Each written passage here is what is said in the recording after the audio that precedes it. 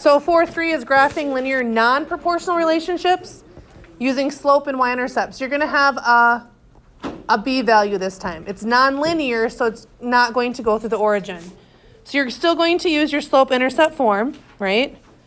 Which is y equals mx plus b, where m is your slope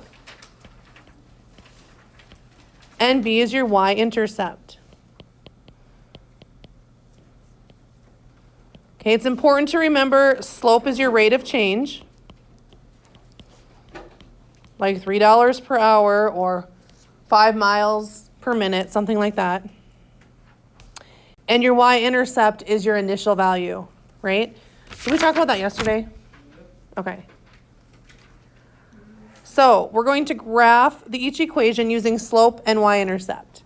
So y equals a negative x plus 1. So negative x means our slope is what? Negative 1.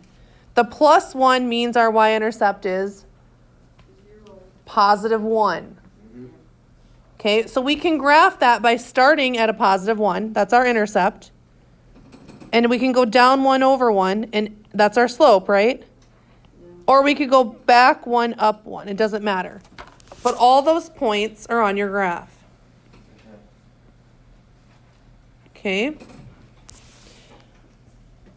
So you can graph using slope and intercept. On the next one, we have y equals 2x minus 3. Okay, what is our slope? 2. What is our y-intercept? Negative 3. Okay, so where do we start? What's our initial value? Negative 3. And then our slope is up 2 over 1. Up 2 over 1. Up 2 over 1.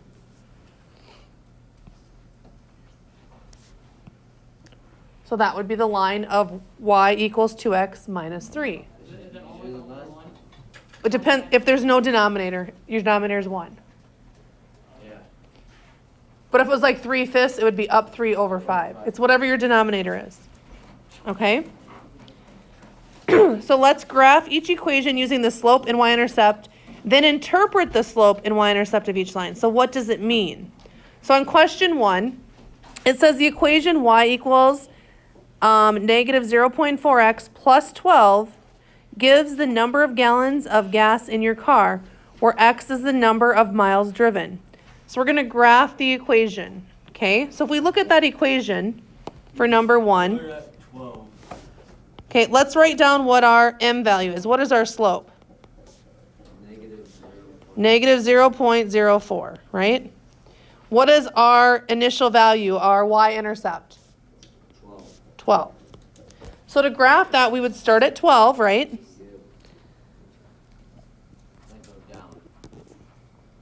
Down how many, though? Like, how do we know where to go on the graph?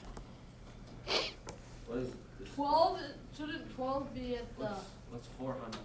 Yeah. 400ths? Of 30. So if we had 400ths, we'd have to go down 4 over 100, right? That ain't gonna work. Why?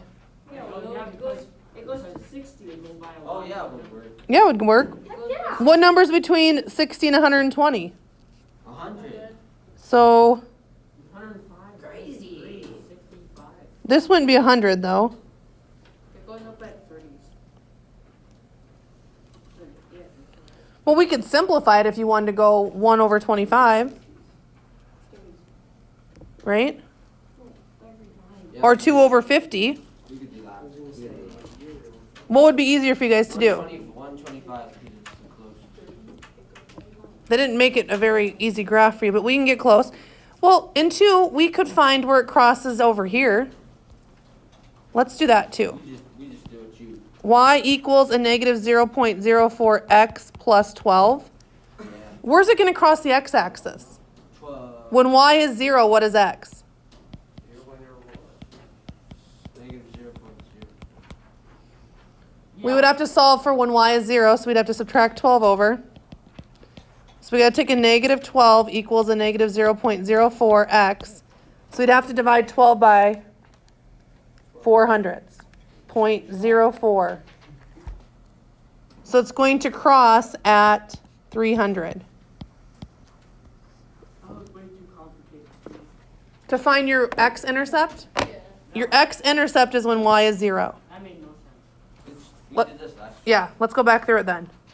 So if I want to find where it crosses here on my x-axis, y has to be 0. So I put in 0 for y. Okay? So 0 equals negative 0.4x plus 12. To solve this equation, I minus 12. So a negative 12 equals a negative 0.04x. Oh, then we can just draw a line.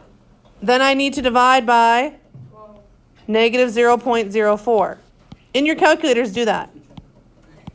What's 12 divided by 0.04? 300. 300. You should be able to solve an equation like this. We did this last year, yep. Okay, so it's going to cross here. So you could just use those 2 points, or you could try to figure out down 1. I would actually go 2 because that's what your graph is. Over 50, right? Yeah. So it'd be about, down 2 would be at the 10. Over 50 would be about right here. Well, if you get that last point. Down 2 over 50.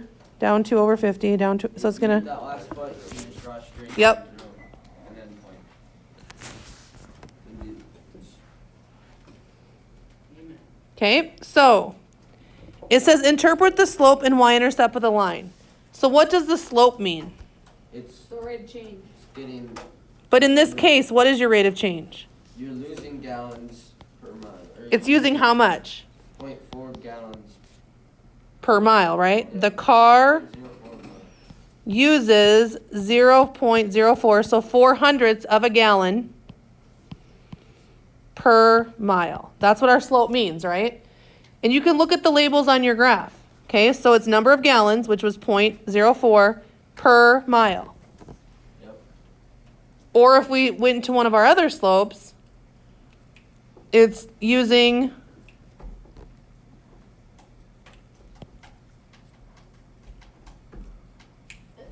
Is this Well, even we went to those. realistic? Because can 12 gallons get you 300 miles?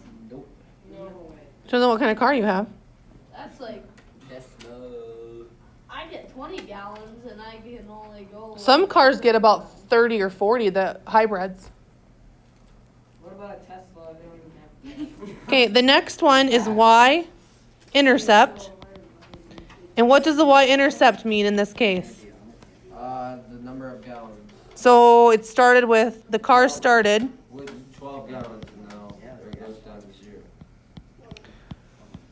with 12 gallons of gas.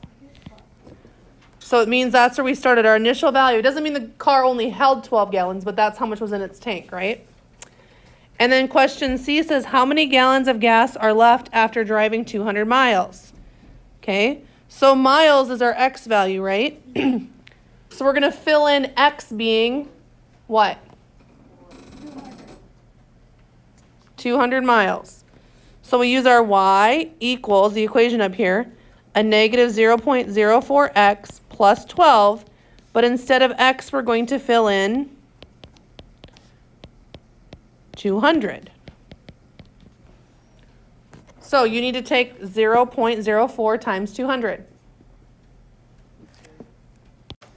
Okay, so Y equals a negative 8 plus 12.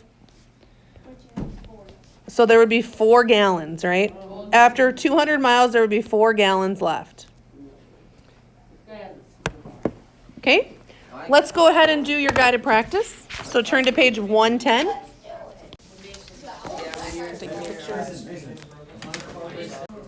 It says to graph each equation using the slope and y-intercept.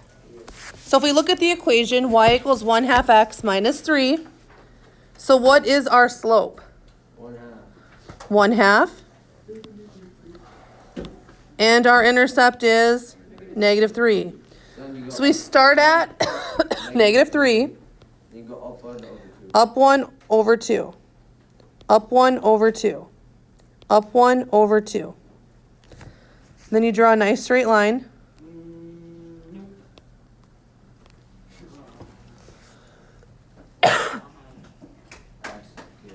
Okay, number 2. y equals a negative 3x plus 2. What is our slope?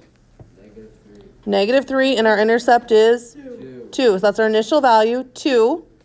Now I go down 3 Over 1. over 1. Down 3 over 1. If I want another point here, I could go back 1, up 3. Yeah, you can do that. Okay. Question 3 says, a friend gives you 2 baseball cards for your birthday. Afterward, you begin collecting them. You buy the same number of cards once each week. The equation y equals 4x plus 2 describes the number of cards y you have after x weeks. Find and interpret the slope and y-intercept of the line that represents this situation, and then graph y equals 4x plus 2 and include axis label. We have to label them. So looking at the equation, what is your slope? 4. Okay, and what is your y-intercept? 2. 2. Okay, and we have to interpret what they mean. So how many do we start with? You start, that's our initial value, with how many cards? 4. No, 2. That's your y-intercept. You start with 2 cards, and how many are you getting each week? 4. And add 4 cards each week. Okay? See, algebra is very real life. Sounds like a addiction. Addicted to baseball cards. Money, yeah. So what is our y value going to be? 2. Cards or weeks? Cards. No, we. Weeks. And then our y value is going to be baseball cards, right?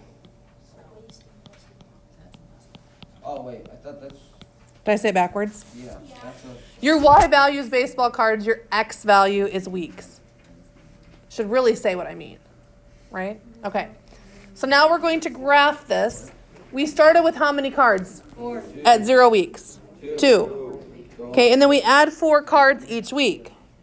So at week 1, we would go over 1, but up 4, right? So we'd be at 1, 6. Up 4 over 1, right? Then we go up 4 over 1. Up 4 over 1. Now the up 4 is only 2 spots. Do you see that? Yeah. Because this is counting by 2s and this is counting by 1s. So up 4, I'd be at 6, 1. And then I would be at 10, 2. And then 14, 3. Right? Yeah. So if I go up again, I'd be at 18, 4. Okay? Now I'm going to do a dotted line because I don't get part of a card. I have to actually be at that amount. Okay? So now part B says, discuss what points on the line do not make sense in this situation. Then plot 3 more points on the line that do make sense. We've already done all of that. So the points with coordinates that are not whole numbers, you can't have part of a card, right? Yeah. So we'll say the points with coordinates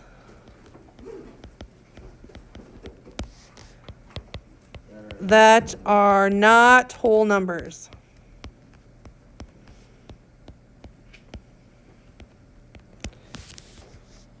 You cannot buy part of a baseball card. But it doesn't make sense. Why? Because. It doesn't make sense.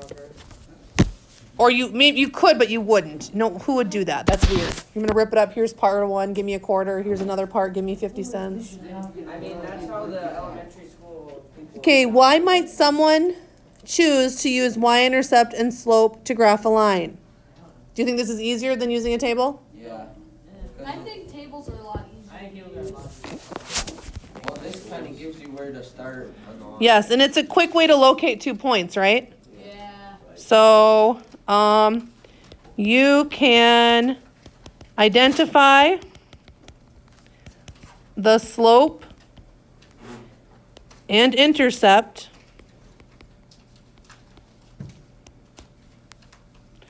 from y equals mx plus b and quickly graph 2 points.